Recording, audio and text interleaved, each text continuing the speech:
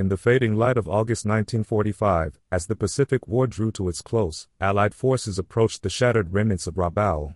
This once thriving base on New Britain Island had become a ghost of its former self. Japanese soldiers emerged from deep underground tunnels. They were thin, weakened by years of hardship. Their eyes reflected the toll of isolation. For over 2 years, this garrison had been cut off from the world. Supplies had stopped coming. Reinforcements were a distant memory. The men had survived on whatever they could scavenge. Rabaul was not lost in a single battle. It vanished gradually, through a strategy of encirclement. Allied commanders chose to bypass it, leaving the Japanese to wither away. This unit, once a mighty force of over 100,000 troops, became one of the war's great enigmas. Historians still debate the full extent of their suffering. Official records show a surrender in September 1945. Yet, the story of how they disappeared from the strategic map remains compelling. It highlights the brutal efficiency of island-hopping warfare. Rabaul's fall began much earlier. In January 1942, Japanese forces stormed the Australian-held outpost. They moved with precision and speed. The invasion was part of Japan's bold expansion across the Pacific. Pearl Harbor had just shocked the world. Now, the Imperial Japanese Army and Navy targeted key points in the South Seas. Rabaul, with its natural harbor and volcanic terrain, was ideal for a forward base. Ships could dock safely. Airfields could be built quickly. The Japanese saw it as a springboard for further conquests. They aimed at New Guinea, the Solomons, and beyond. By capturing Rabaul, they secured a vital link in their defensive perimeter. But this victory sowed the seeds of their isolation. Allies would later turn the tables. They used air and sea power to seal off the base. No more convoys could reach it. The garrison was left to fend for itself. This is why Rabaul is considered a lost unit. Not destroyed in combat, but starved into irrelevance. The men of the garrison came from various detachments. Many were veterans of campaigns in China. Others were naval personnel from the Imperial Japanese Navy. They built an extensive network of defenses. Tunnels stretched for hundreds of miles underground. These sheltered them from relentless bombings. Food stores were hidden deep inside. Ammunition depots were fortified. Hospitals operated in the dim light of caves. The volcanic soil made digging easier in some places. Ash from nearby Tavorver volcano covered everything. It added to the eerie atmosphere. Soldiers adapted to the tropical heat. Malaria was a constant threat. Dysentery spread through the ranks. Yet, they held on. Their commanders enforced strict discipline. General Hitoshi Imamura led the 8th Area Army. Vice Admiral Junichi Kusaka commanded the Naval Air Forces. Together, they coordinated the defense. Radio communications kept them linked to Tokyo at first. Orders came in regularly. But as the war turned, those links weakened. Allied strategy shifted in 1943. Operation Cartwheel aimed to neutralize Rabaul. General Douglas MacArthur and Admiral William Halsey directed the effort. They landed on nearby islands. Bougainville fell in November 1943. Cape Gloucester on New Britain followed in December. These moves cut supply lines. Japanese ships faced submarine attacks. Aircraft carriers launched devastating raids. One major strike hit on November 5, 1943. American planes sank several vessels in Simpson Harbor. Japanese fighters rose to meet them. Dogfights filled the sky. Losses mounted on both sides. But the Allies could replace their planes. Japan could not. By early 1944, Rabaul's airfields were craters. Runways were bombed daily. Pilots had nowhere to land safely. The garrison's aircraft were grounded or destroyed. This marked the beginning of true isolation. No more fuel arrived. Spare parts ran out. Mechanics improvised as best they could. Life inside the base grew desperate. Soldiers planted gardens in the jungle fringes. They grew sweet potatoes and taro. Fishing parties ventured out at night. But Allied patrols made this risky. Bombings continued without pause. B-24 Liberators dropped their payloads from high altitude. P-38 Lightning strafed ground targets. The noise was constant. Explosions shook the earth. Men huddled in tunnels during raids. Dust filled the air. Injuries were common from collapsing ceilings. Medical supplies dwindled. Doctors performed surgeries with limited tools. Painkillers were scarce. Wounded soldiers endured in silence. Diaries from the time revealed personal struggles. One entry from a junior officer described the hunger. He wrote of dreaming about rice from home. Another noted the morale drop after a failed resupply attempt. These accounts, preserved in military archives, paint a vivid picture.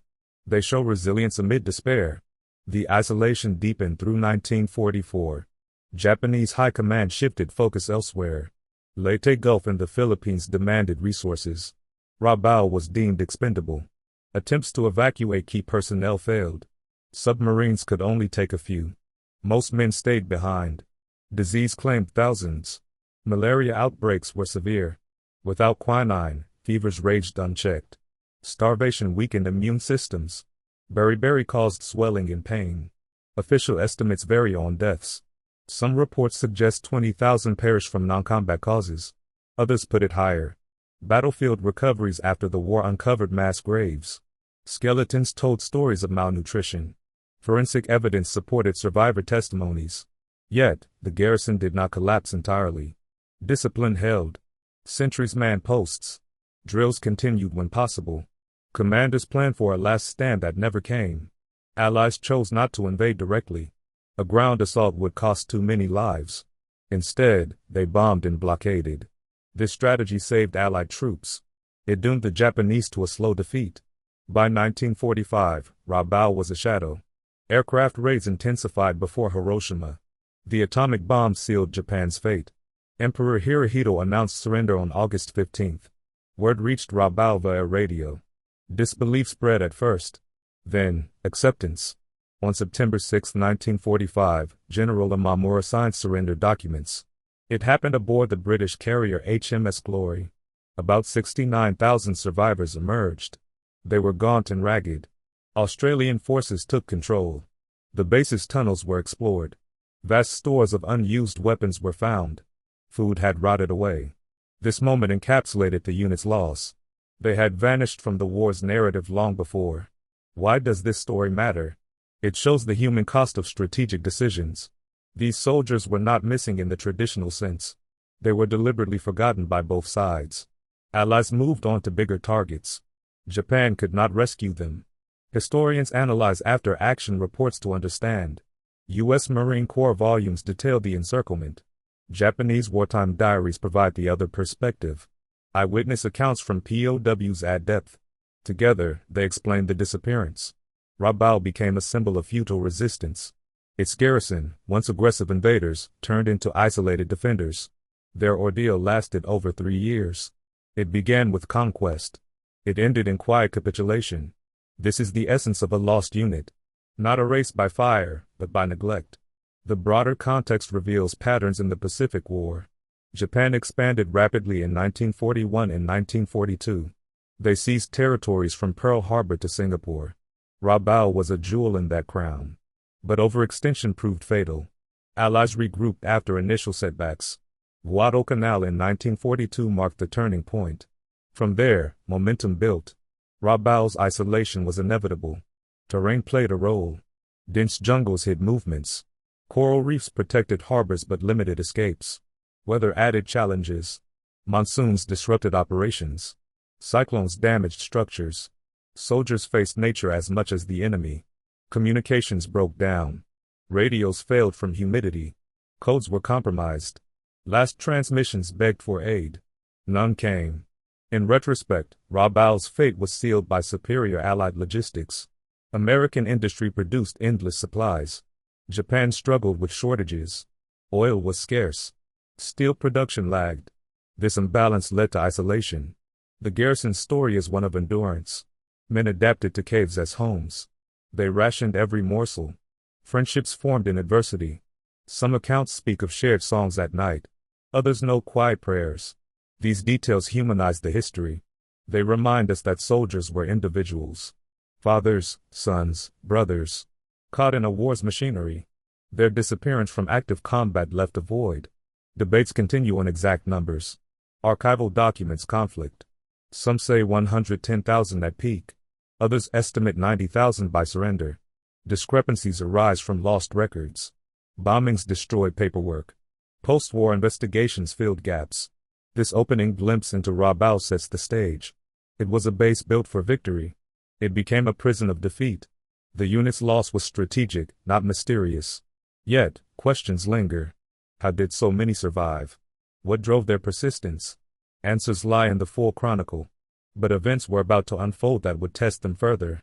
The Japanese garrison at Rabaul formed during the early days of World War II. It happened in the Pacific Theater. Japan launched its expansion after Pearl Harbor. That attack came on December 7, 1941. It pulled the United States into the war. Japan aimed to secure resources. Oil, rubber, and metals were key. They targeted Southeast Asia and the Pacific Islands. Rabaul sat on New Britain Island. This was part of Australian territory in Papua New Guinea. The base had a deep harbor. Simpson Harbor could hold large fleets. Nearby airfields were easy to expand. Lakanai and Bunakana became major strips. The terrain was volcanic. Mount Tavurver loomed nearby. Ash falls were common. Dense jungles covered the hills. Rivers cut through the landscape. Climate was tropical. Heavy rains came often. Heat and humidity drained energy. The unit started small. It grew quickly. The South Seas Detachment led the invasion.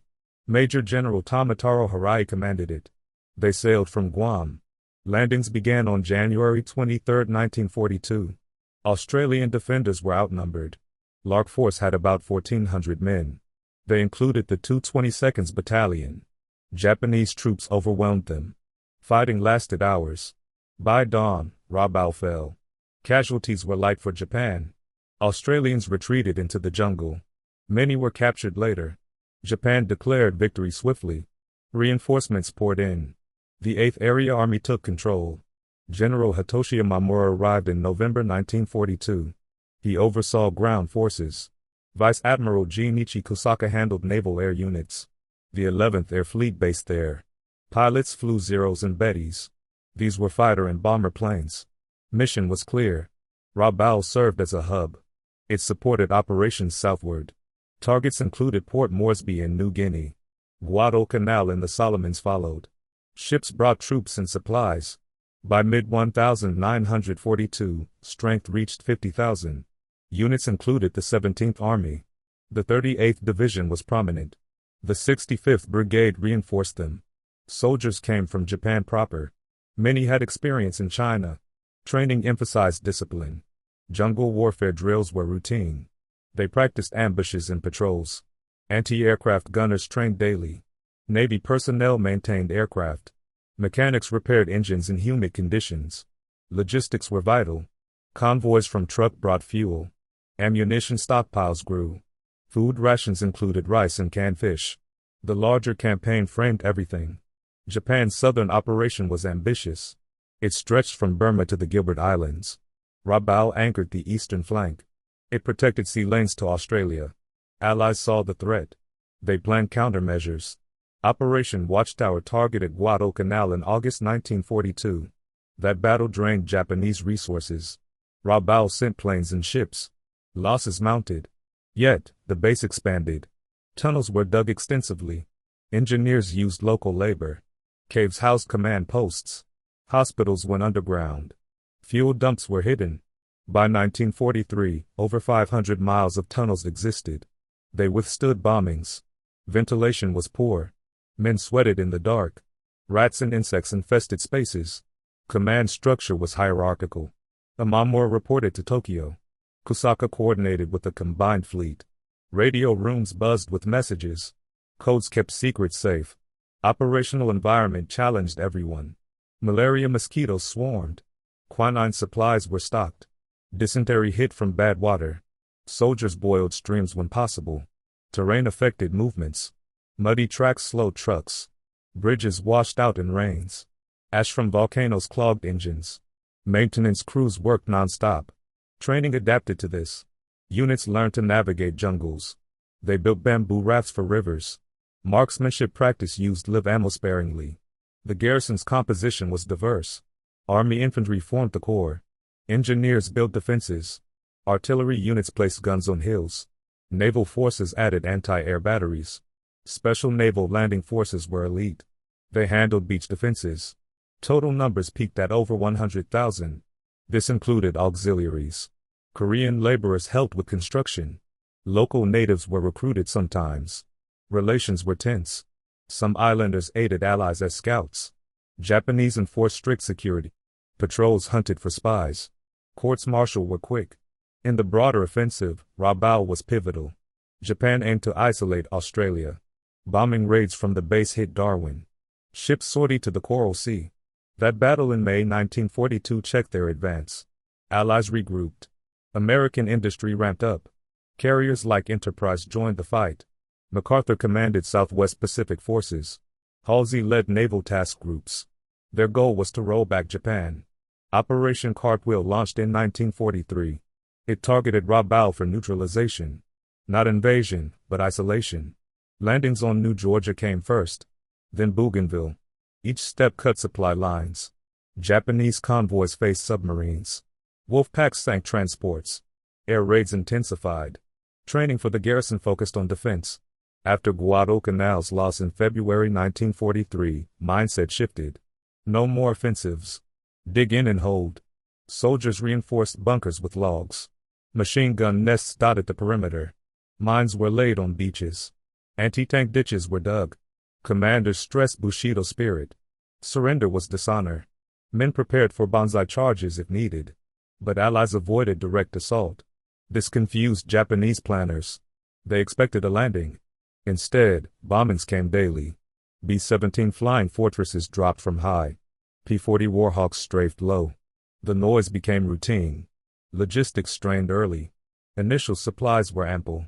Warehouses bulged with crates. But as sea routes closed, shortages hit. Fuel rationing started. Aircraft sat idle. Trucks used with gasifiers. Food became scarce. Men fished in the harbor at risk. Gardens were planted in clearings. Sweet potatoes grew well. Taro root supplemented rice. Vitamin deficiencies appeared. Beriberi swelled legs. Scurvy weakened gums. Medical teams improvised. Herbs from the jungle helped some. Hospitals filled with patients. Surgeons operated by lantern light. Pain was endured stoically. The environment shaped daily life. Heat indices soared. Uniforms rotted from sweat. Boots molded. Weapons rusted quickly. Oil and cleaning were constant. Wildlife added dangers. Crocodiles lurked in rivers. Snakes hid in underbrush. Soldiers learned to avoid them. Morale efforts included mail from home. Letters arrived sporadically. Radios played Japanese broadcasts. Songs lifted spirits. Officers gave pep talks. Loyalty to the emperor was emphasized. Desertion was rare. Punishment was severe. As part of the campaign, Rabaul linked to other garrisons. Truk was the naval base north. Wewak in New Guinea was west. Supplies flowed between them at first. But Allied advances severed ties. Admiralty's Islands fell in February 1944. That sealed Rabaul's fate. No more barges could sneak through. The unit became self-reliant. Foraging parties ventured farther. They clashed with native tribes. Skirmishes were small. No major ground battles occurred. This was unusual. Most Pacific fights were bloody. Here, isolation was the weapon. Commanders adapted strategies. Amamura planned counterattacks. But without air cover, they failed. Kusaka's planes were decimated. By late 1943, few remained. Pilots flew suicide missions sometimes. Kamikaze tactics emerged later. But at Rabaul, conventional defense held. Operational logs show frustration. Entries no delayed orders. Communications with Tokyo faded. Static filled airwaves. Backup radios were used. Batteries ran low. The garrison's formation reflected Japan's imperial ambitions. It started with conquest. It built a fortress. But the war's tide turned. Allies' superior resources prevailed. This context explains the isolation. A base meant for expansion became a trap.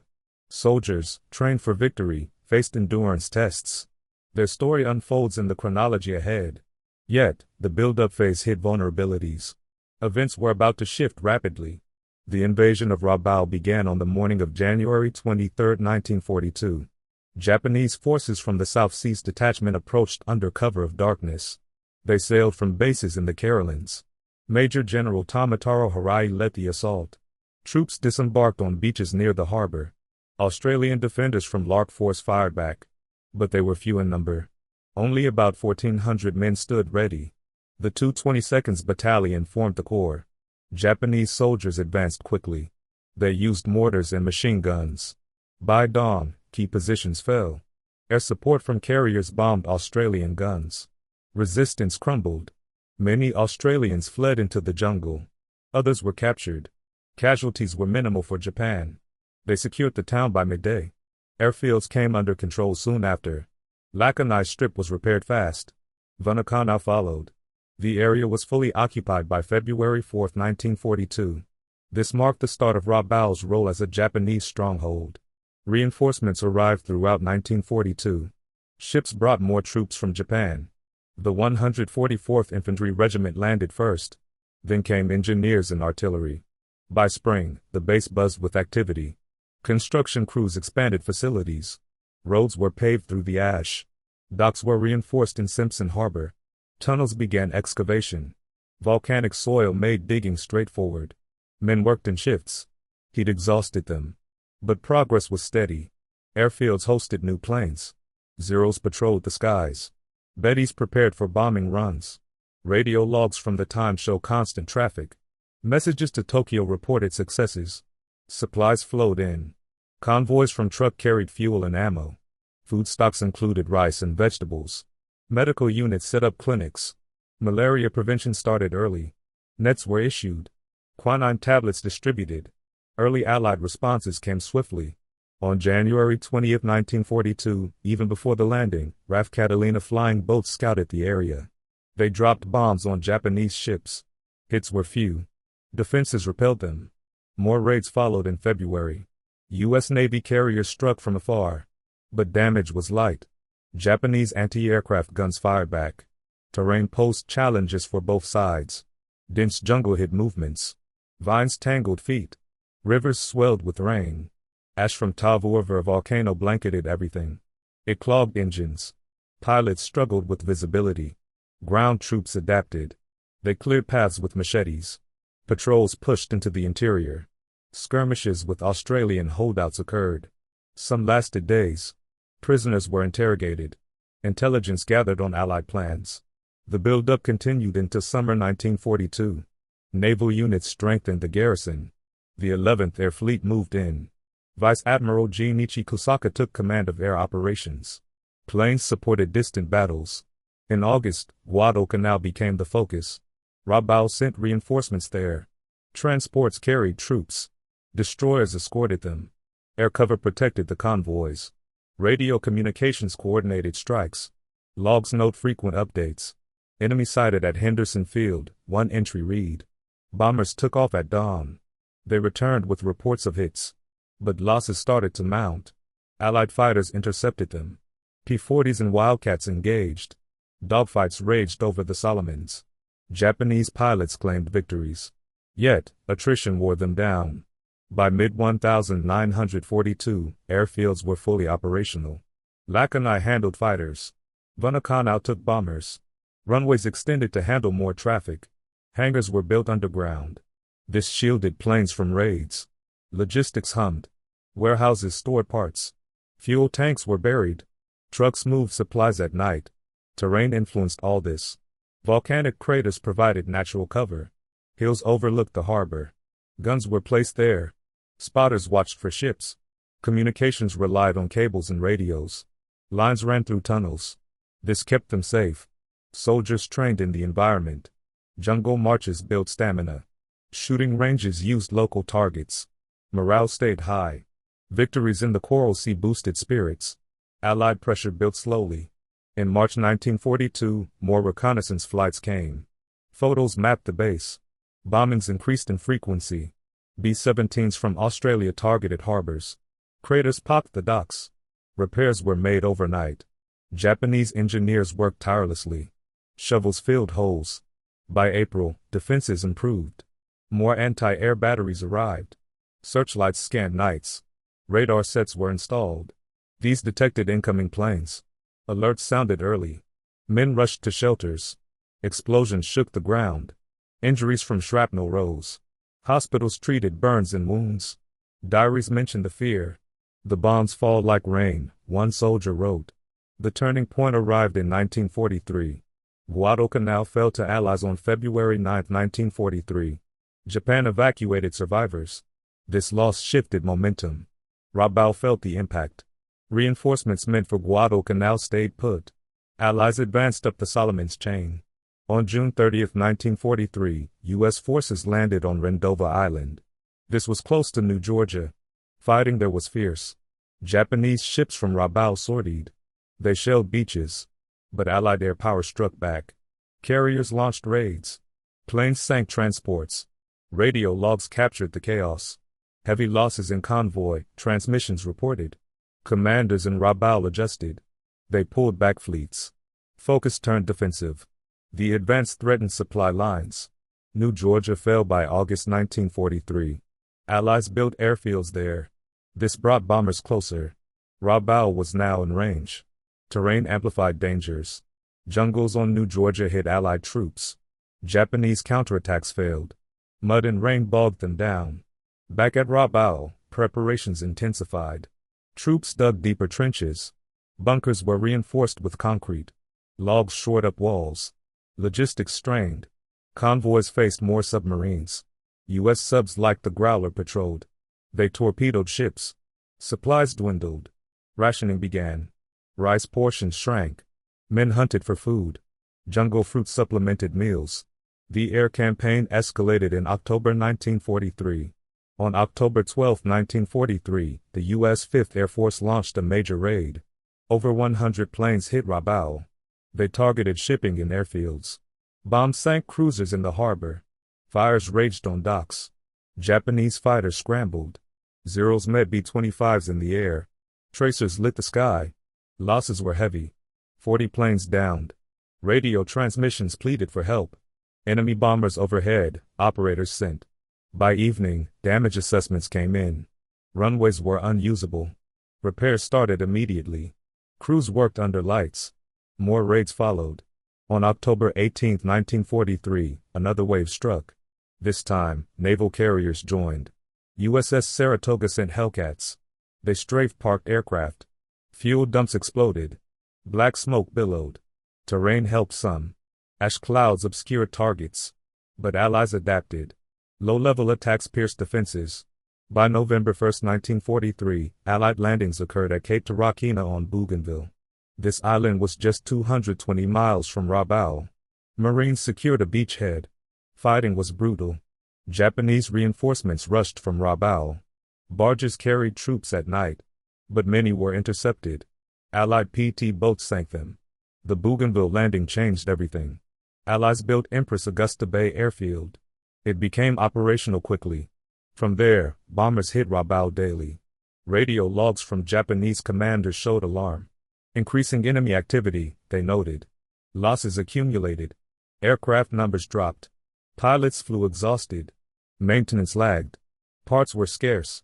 Movements shifted to night operations. Convoys sailed under moonless skies. But radar detected them. Attacks came regardless. Logistics broke under the strain. Supply convoys were disrupted constantly. Submarines and planes hunted them. By dusk on November 5, 1943, a massive carrier raid unfolded.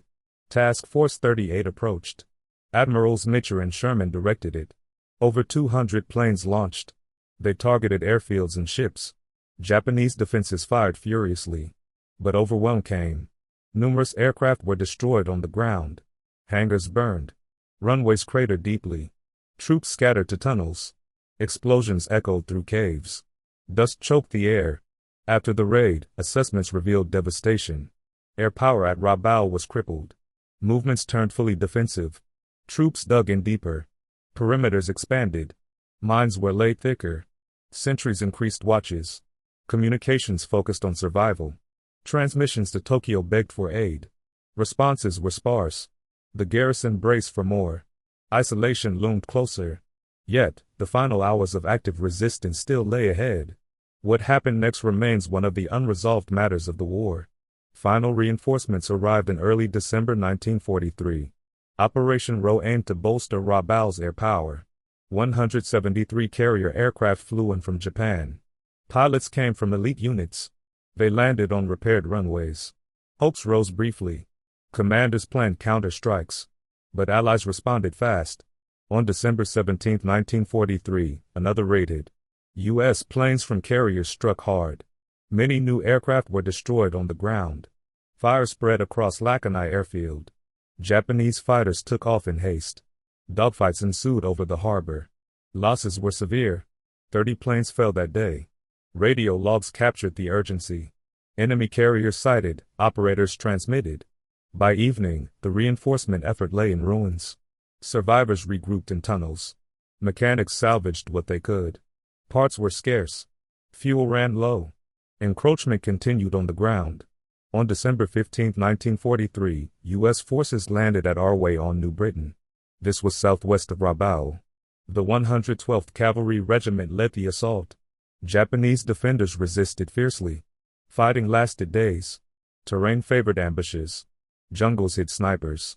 Rivers slowed advances. But Allies pushed inland. They secured a foothold.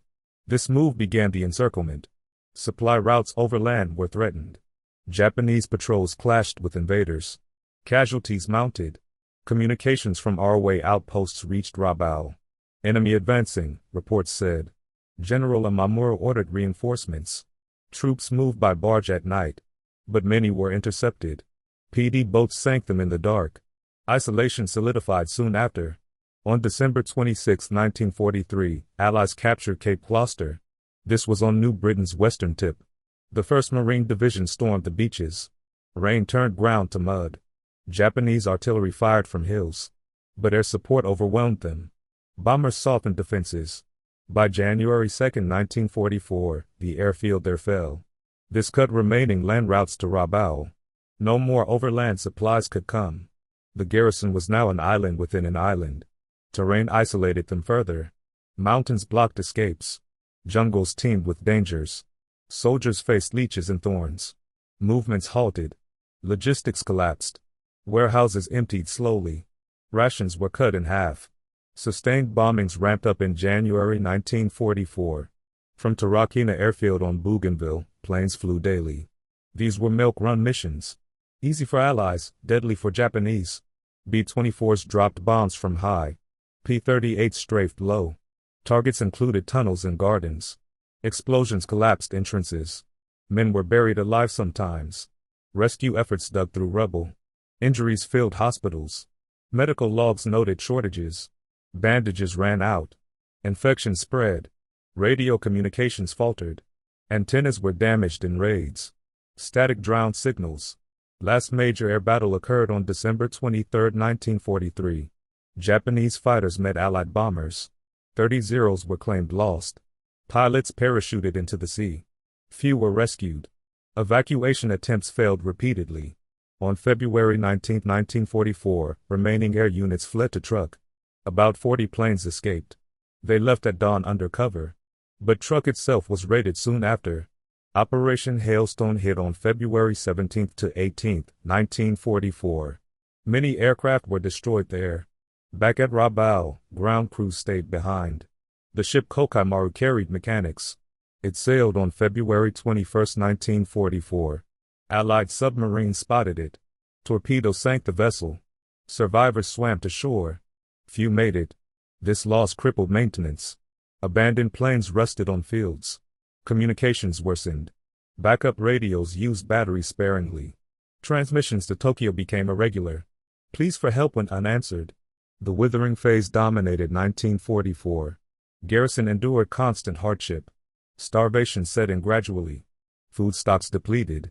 Men planted small plots in clearings. Sweet potatoes and cassava grew. But bombings destroyed crops. Rain washed soil away. Fishing parties risked Allied patrols. Nets caught little. Protein came from rats sometimes. Disease ravaged the ranks. Malaria flared without quinine. Fevers left men delirious. Dysentery weakened thousands. Hospitals overflowed. Doctors amputated limbs without anesthesia. Eyewitness accounts from diaries described the misery. Hunger gnaws at us, one entry read.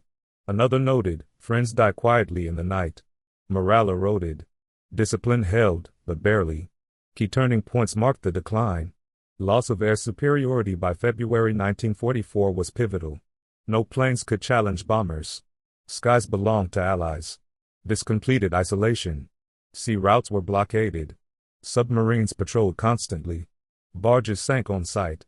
Ground assault never came. Allies deemed it unnecessary. Cost and lives would be high. Instead, they let attrition work. Constant bombings chipped away. Milk runs became routine. Pilots flew low for accuracy. Strafing hit troops in open. Men stayed underground most days. Tunnels became homes.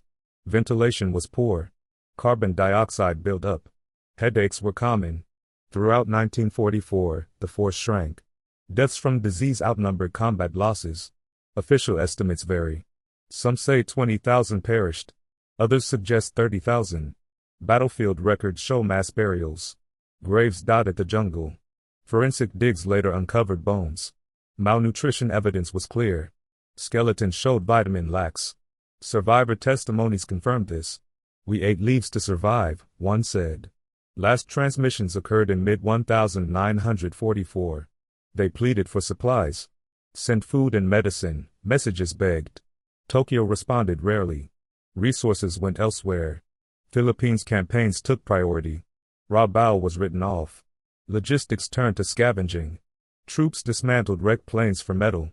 Tools were fashioned from scraps. Water came from rain catches. Boiled to kill germs. Communications relied on runners sometimes. Between tunnel sections, men carried notes. Risks were high. Snipers watched paths.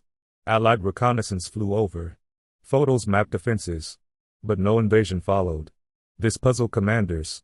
They prepared for it anyway. Banzai charges were drilled. Ammo was conserved. Guns stayed oiled. By late 1944, conditions worsened. Monsoons brought floods. Tunnels filled with water. Pumps failed without fuel. Men bailed by hand. Exhaustion set in. Beriberi swelled bodies. Scurvy bled gums. Medical teams improvised. Jungle herbs treated some ills. But effectiveness was low. Eyewitness accounts highlight resilience. Groups shared stories at night. Songs from home lifted moods. Loyalty persisted. Emperor's portrait hung in command posts. Into 1945, attrition continued. Force reduced by thousands monthly. No escapes possible. Sea was mined. Jungles patrolled by natives aiding allies. Small detachments tried fleeing. Most were caught or died. Radio silence grew. Equipment broke irreparably. Last contacts begged for evacuation. None came. Bombings persisted. On August 8, 1945, a final major airstrike hit. It came days after Hiroshima. Damage was extensive. Tunnels held, but spirits broke. The end arrived suddenly. Japan surrendered on August 15, 1945. Word reached Rabaul via faint radio. Disbelief spread. Officers confirmed it. Preparations for capitulation began. On September 6, 1945, surrender occurred. It happened aboard HMS Glory. General Amamura signed for the garrison. About 69,000 survivors emerged. They were emaciated. Australians took custody. Base was inspected. Vast unused weapons found. Food had long gone. This closed the chapter. Key moments defined the isolation. Air loss in early 1944 was crucial. Blockades sealed fates. No assault came, but suffering did. The garrison vanished from war's front lines. Yet the final hours of the unit still raised difficult questions. The disappearance of the Rabaul garrison remains debated among historians. Official records from both sides conflict in key areas. Japanese documents were often destroyed during bombings. Allied intelligence relied on intercepts and post-war interrogations. This leaves gaps in the narrative. Why did such a large force vanish from active warfare? Isolation was deliberate, but the extent of suffering is unclear. Historians suggest that strategic choices by Japan prolonged the ordeal. High command in Tokyo viewed Rabaul as a diversion. It tied down Allied resources without direct cost. Yet, this meant abandoning the men. Some accounts indicate orders to hold at all costs. Bushido Code emphasized endurance. Surrender was taboo. Reports vary on how this affected morale. Diaries show resignation. Others hint at quiet defiance. Casualty figures spark much discussion. Allied estimates put deaths at around 30,000. These come from survivor counts at surrender. 69,000 emerged in September 1945. Peak strength was over 100,000. The difference suggests heavy losses. but Japanese records imply lower numbers. Some documents were lost in fires. Battlefield forensic evidence adds clues. Post-war teams recovered remains in jungles. Skeletons showed signs of starvation. Bones were thin. Teeth marks on some indicated desperation. Yet, not all graves were found. Dense vegetation hid many. Analysts proposed that disease claimed most lives. Malaria and dysentery were rampant. Without medicine, mortality soared. One theory links this to failed logistics. Convoys stopped in 1944. No quinine arrived. This weakened the force gradually. Allegations of cannibalism surface in some testimonies. Survivor accounts from post-war trials mention it. A few soldiers admitted to eating the dead. This happened in extreme hunger. But official Japanese reports deny it. They attribute deaths to natural causes. Conflicting documents create uncertainty. U.S. interrogations noted rumors. Prisoners spoke of isolated incidents. Historians frame this as unverified. Cultural stigma made admissions rare. Battlefield recoveries found no direct proof. Bones lack consistent patterns. Some suggest exaggeration by allies. Propaganda amplified horror stories. Other sources disagree. They point to diary entries. One obscure log described forbidden sustenance. Interpretation varies. It could mean wild animals. Or something darker. Analysts urge caution. Evidence is anecdotal. Failed evacuations raise questions too. Why didn't Japan pull out earlier? One theory proposes naval mismanagement. Admiral Meineke Koga commanded the combined fleet. He prioritized carriers elsewhere. Reinforcements to Rabaul were half-hearted. Operation Roe in December 1943 sent planes. But they were quickly lost. Archival documents imply poor planning. Army and Navy clashed on priorities. General Imamura wanted ships for escape. Kusaka focused on air defense. This divided effort. Conflicting analyses blame Allied superiority. Submarines and planes made evacuation risky. Attempts like the Kokaimaru sinking proved it. Over 500 died there. Historians suggest hubris played a role. Japan underestimated isolation speed. They expected relief forces. None came after Leyte Gulf in October 1944. Holdouts after surrender add to the mystery. Some detachments fled into the interior. Unverified reports claim small groups survived years. Jungle terrain allowed hiding. Natives aided some. Others perished from exposure. Battlefield forensic evidence supports this. Scattered remains were found decades later. DNA tests identified Japanese soldiers. But numbers are low. Perhaps a few dozen. Historians debate their intent. Were they deserters? Or loyalists awaiting orders? Some accounts indicate orders to disperse. This avoided mass capture. Other sources disagree. They say most stayed in tunnels. Surrender was orderly. Analyst reports question post-war sightings. Rumors persisted into the 1950s. Searches found nothing conclusive. Strategic value of Rabaul is another debated point. Why hold it so long? One theory proposes it as a bargaining chip. Japan hoped to trade it in negotiations. But war ended abruptly with atomic bombs. Archival documents show optimism in Tokyo. They believed in final victory. Varying interpretations cite resource drain. Rabaul consumed supplies uselessly. Yet, it pinned Allied bombers. This indirectly helped other fronts. Historians suggest overestimation of strength. Commanders reported readiness falsely. Fear of punishment silenced bad news. Reports vary on this. Some intercepts show honesty. Supplies critical, one said. Others masked truth.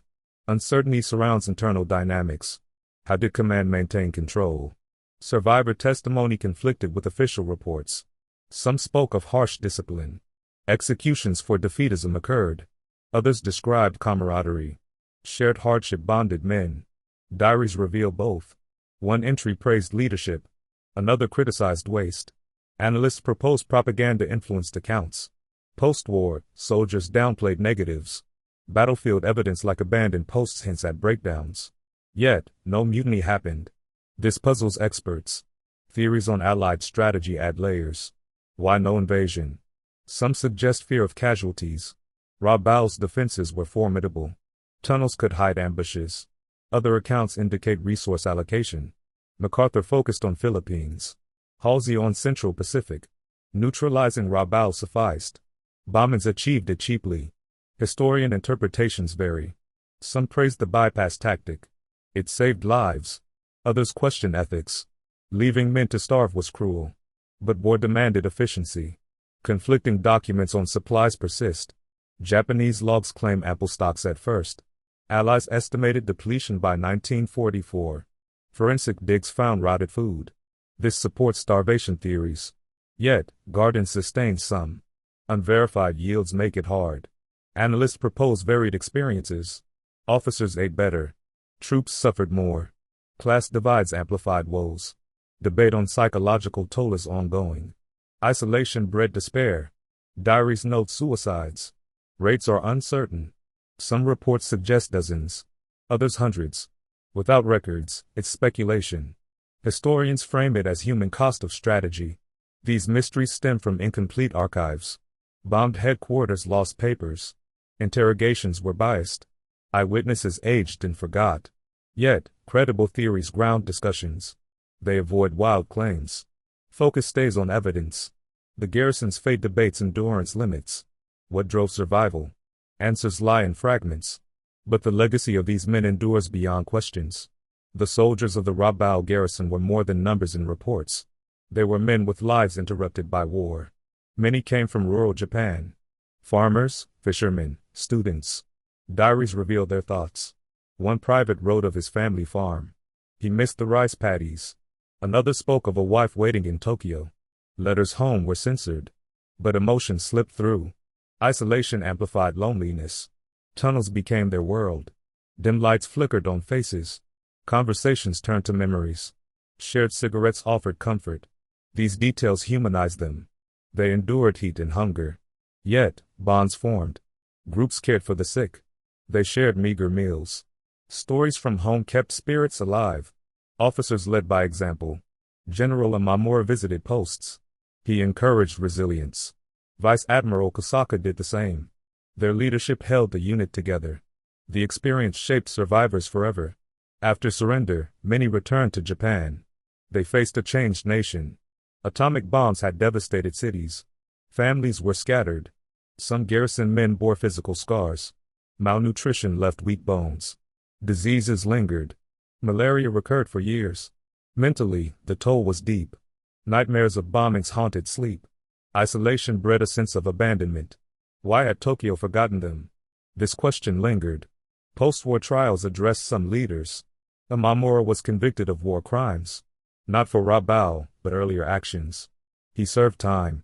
Released in 1954. Kosaka avoided charges. He lived quietly. Survivors formed associations. They met to remember comrades. Memorials were built in Japan. Plaques honor the dead. Ceremonies mark anniversaries. In Papua New Guinea, legacy differs. Locals recall the occupation. Japanese built roads and airfields. Some still stand. But resentment exists. Forced labor was common. Natives suffered too. Post-war, Rabaul rebuilt. Volcanic eruptions in 1994 destroyed much. Yet, tunnels remain. Tourists visit them now. Guides tell the story. Artifacts like rusted guns are displayed. Museums in Australia hold records. Lark Force survivors share tales. Their escape through jungles was heroic. Many perished. Others reached safety. Their accounts balanced the narrative. Allies bypassed Rabaul. This saved lives on both sides. Operation Cartwheel succeeded. It neutralized threats without assault. MacArthur's strategy worked. Halsey's navy supported it. The garrison's isolation proved the approach. Why does this story matter today? It teaches about war's human cost. Strategies on maps affect real people. Soldiers followed orders. They paid the price. Remembrance honors their sacrifice. In a world of conflicts, lessons apply. Endurance has limits. Isolation breaks spirits. The Pacific War showed this. Japan's expansion failed. Overreach doomed them. Allies' industrial might prevailed. Rabaul exemplifies futility. A mighty base reduced to ruins. Men held on for nothing. Their story warns against prolonged wars. It urges quick resolutions. Peace saves lives. Memorials remind us. In Japan, shrines list names. Families visit yearly. Candles burn for the lost. The emotional weight comes from shared humanity. Enemies then, but people always. Australian Guards post-surrender showed kindness. They gave food to the gaunt. Medical aid followed. This bridged divides. Survivors spoke of relief. No more fear. The war ended. Home beckoned. Yet, guilt lingered for the dead. Comrades buried in jungles. No proper rites. Post-war recoveries brought some home. Bones repatriated. Ceremonies provided closure. Families grieved anew. Stories passed to children. Grandchildren learn now. Books detail the ordeal. Historians like David Horner analyzed it. His works use archives. U.S. reports from Nimitz add views. Together, they preserve memory. Sacrifice echoes in modern military thought. Bypassing strongholds is studied. Vietnam and Iraq drew lessons. Avoid needless battles. Technology aids this. Drones and satellites isolate foes. But human elements remain. Soldiers face similar trials. Loneliness in remote posts. Supply issues in harsh lands. Rabaul's legacy informs training. Resilience is taught. Mental health support grows. World War II showed needs. Veterans groups help today. In the U.S., similar tales exist. Baton Death March survivors. They endured captivity. Parallels draw empathy. Across nations, war stories connect. The closing reflection turns to remembrance. These men conquered at first, then defended desperately. Isolation turned them inward. They farmed in ash, fished under threat, held drills in caves. Their world shrank. Yet, they persisted. Surrender came as mercy. Aboard HMS Glory, pen signed papers. Flags lowered. Weapons stacked. Emaciated figures boarded ships. Homeward bound at last. This scene symbolizes loss. An empire crumbled. Dreams of glory faded. Today, we remember not the conquest, but the endurance. The shared suffering. War strips to basics. Survival, camaraderie, hope. Rabaul's Garrison embodied this. Their story urges peace. Honor the fallen. Learn from history. Let their isolation teach unity. Broader impacts ripple outward. The Pacific Campaign shaped alliances. Australia and U.S. bonded. ANZUS Treaty followed. Japan's defeat led to democracy. Constitution renounced war. Economic miracle rose. Rabaul played a part. Its fall weakened defenses. Paths to Philippines opened. Leyte landing succeeded. Atomic bombs ended it. Without Rabaul's isolation, timelines might differ. Historians speculate, but facts stand. The Garrison's fate influenced outcomes. Remembrance includes locals. Papua New Guineans honor their role. Scouts aided allies. Their bravery turned tides. Memorials there too. Crosses mark battle sites. Emotional ties bind generations. Descendants visit Rabaul.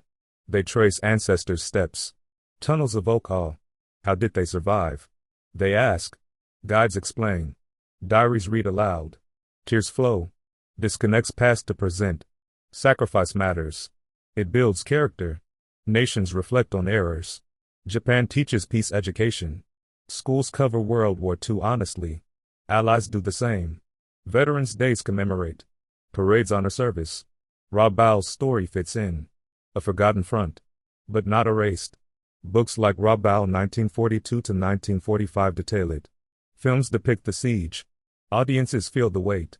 In closing, consider the men emerging in 1945. Sunlight blinded them. Fresh air filled lungs. Freedom tasted sweet. Yet, loss shadowed joy. Comrades gone. Years wasted. Their legacy is resilience. Human spirit endures. War tests it. Rabaul proved limits, but also strengths. Remember them, not as invaders, but as soldiers caught in currents.